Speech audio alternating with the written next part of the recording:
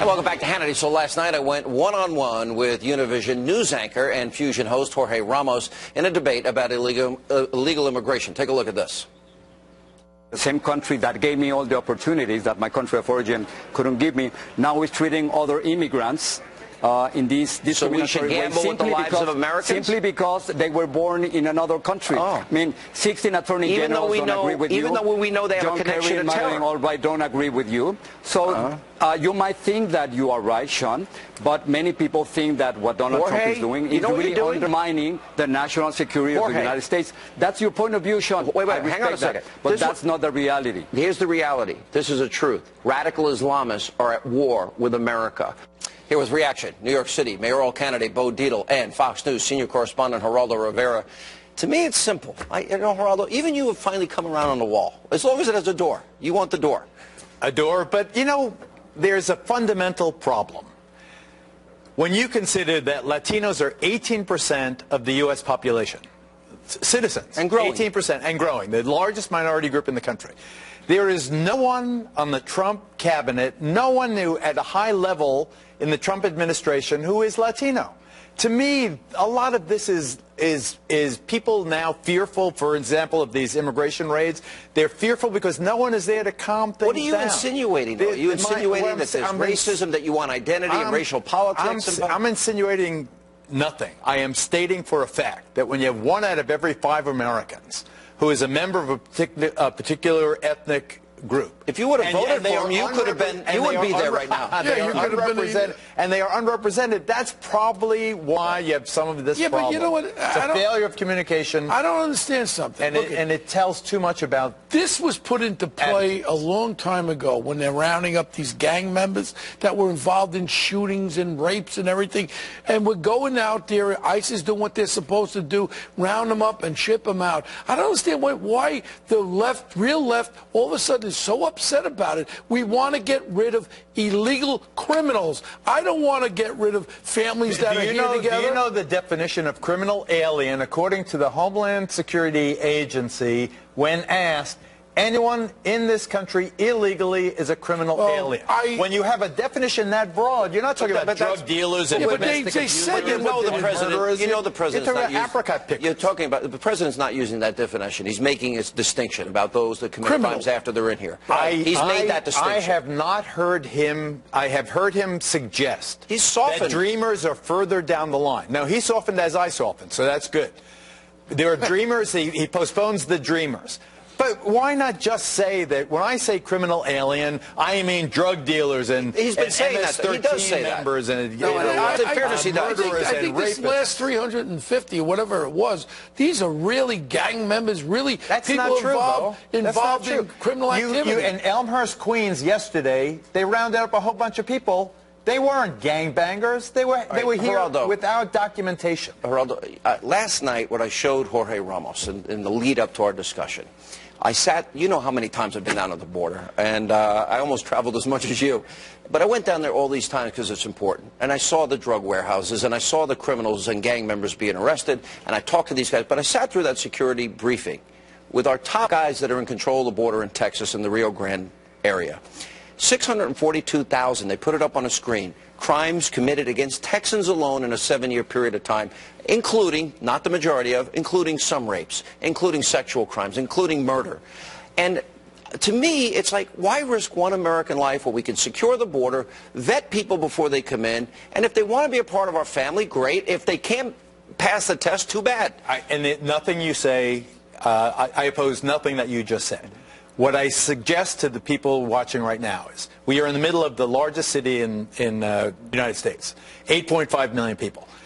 In this, within 40 miles of the Empire State Building, there are 1.25 million undocumented immigrants. You never hear about them. Why do you never hear about them? You never hear about them because they're not the rapists, they're not the drug dealers, they're not the stick-up men, they're not the killers. They live low-profile lives. If you lost one of your kids, they mow the lawn. I actually agree with Geraldo. With the 11 million illegals in the country, I really believe the majority of them are hard-working people that want to do the right thing for their families. I'm talking about I'm for totally the criminal element.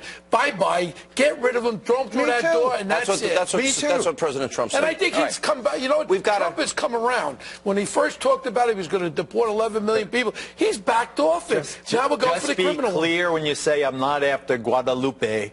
I'm after Who's Guadalupe? Guadalupe is a 36-year-old mother of two citizen children who was deported. She came here at the age of 14. She was deported. Oh, I thought that was an old girlfriend of yours. It's a pretty long list. It could have been. You can name a lot of names. I figured it was a Guadalupe somewhere along the line. You can't undermine my argument. Right. You attack when we come back, we got this coming up next on Hannity. We will defeat radical Islamic terrorism, and we will not allow it to take root in our country. We're not going to allow it. President Trump is not afraid to call out our enemies, but the Obama administration, they refused to use the term radical Islam. Tonight, we have a good idea why. We'll explain as Hannity continues. Radical Islamic terrorists are determined to strike our homeland, as they did on 9/11, as they did from Boston to Orlando to San Bernardino. To these forces of death and destruction, America and its allies will defeat you. We will defeat them. We will defeat radical Islamic terrorism, and we will not allow it to take root in our country. That was President Trump pledging to crush radical Islamic terrorism. On the campaign trail, Trump was highly critical of President Obama and Hillary Clinton for refusing to say the words radical Islam. Well, in an op-ed for the New York Times, former Undersecretary of State for Public Diplomacy and Public Affairs, Richard Stengel, he tried to explain the Obama administration's aversion to calling radical Islam by its name, and he wrote, quote, "To defeat radical Islamic extremism, we needed our Islamic allies, the Jordanians, the Emirates, and, of course, the Egyptians and Saudis, and they believe that term unfairly vilified the whole region." Here with reaction from the Islamic House of Wisdom, Muhammad Ali Alahi, former Marine, Steve Gurn, Act for America President Brigitte Gabriel. You won't even say, you've been on this show, you won't even say the words radical Islam. Why not? Because it's true. There are people that say in the name of your religion, in the name of Allah, it's become a worldwide problem, killing in the name of religion. Allahu Akbar. Is it a new name? It used to be Al-Qaeda and Taliban and then ISIS, and now we call it radical Islam. We don't have such a heading because there are so many radical Islamic groups. Some those who claim to be Muslim but not radical Islam, some Muslims who might be radical or they are radical, like those who are supported Takfiri and Wahhabi from Saudi Arabia. But the point is that the same president was saying... Is Iran not radical? Is Iran not a radical? You see, the number one state sponsor of terror in the world. Iran is the one who's fighting ISIS. Is radical to fight ISIS? Is radical really? To fight and the Iranian mullahs throwing gay people off who homes? Is that Iranian in the last 3 years in this country? You're defending Iran? You're defending the Iranian revolution and the treatment of women? I am defending anyone who contribute to our civilization. You know, and you're saying the Iranians, the number one world sponsor of terror. 3 years, Sean, do you know the last 3 years, more than 3,000 Iranian students got PhD in this country and serving this country. Is that radical? I don't know how you don't see that it's not radical. It just doesn't make sense. I mean, it's completely all over the Middle East is being destroyed. Anything radical, we are against it. Anything radical, we are against it. But how are you against it? I don't understand. What about radical Christianity? You're the one who killed the 6 Muslims in Canada. We don't talk about the religion. Was it radical or not?